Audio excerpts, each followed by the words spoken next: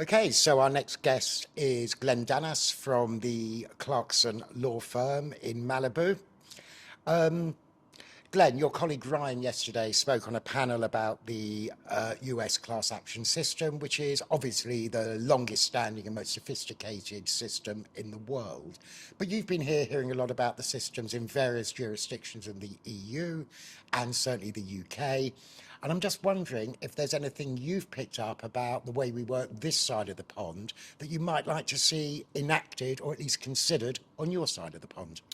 Yeah, so I think that, coming from a more mature class action market like in the United States, one of the most important things is to really pick the best and most meritorious cases and to fight them very hard. We love nothing more than to see our colleagues in Europe taking very strong claims and getting them certified and taking them as far as possible and getting the merits tried as well.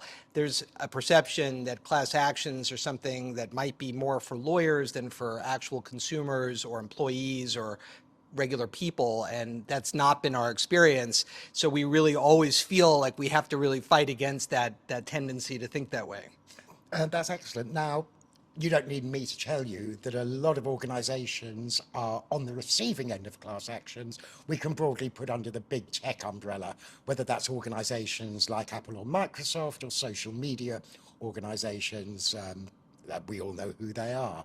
Now, they've lost a lot of cases, and certainly in Europe, they've also received massive regulatory fines.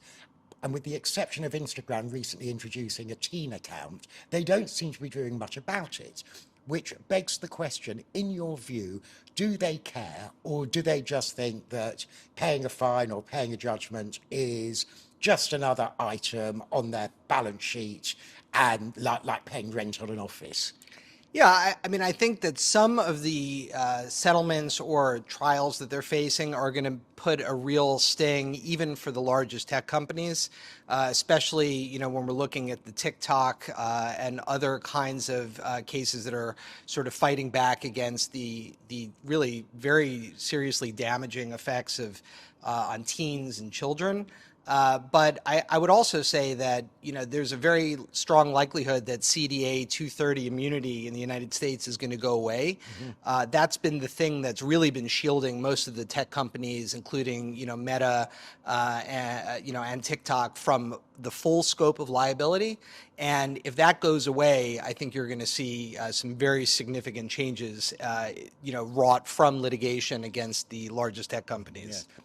The other side of that coin is, of course, that this morning it was announced that somebody very big in the social media sphere, Elon Musk, X, formerly Twitter, has been appointed to a very, very high position in the incoming Trump administration. It's not a cabinet position yet. If they create a department, it may well be. But nonetheless, he will wield enormous power. Given that he is the owner of X, do you think that maybe we may see legislation coming in to give more latitude to social media companies and therefore creating perhaps some conflict with the courts? Yeah, I do. I think that we had seen, and generally, President or incoming President Trump would be very, we would think, very, tough on some sort of the largest tech companies, especially given his own problems that he had with the former owner of Twitter and just the general skepticism of the American right as to tech. I think Elon Musk being involved and so close with the Trump administration is a potential game changer there and is going to really potentially change the entire direction or attitude of the administration regarding tech.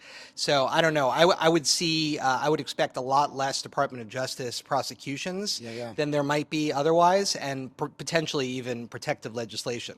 Yeah, I mean, it is going to be a bumpy and some might say exciting ride. So finally, this is your third visit to the Class Action Symposium. You joined us in the Netherlands, in Amsterdam, in England, in London. Now you're here in Portugal. We don't give you a gold watch, but we thank you very much. Yeah, so what's your view been, Glenn, on this event? This is just probably the premier event for us to really speak with the leading class action lawyers abroad, especially the UK and Europe, and we look forward to this event all year round. That's fantastic. Thank you so much.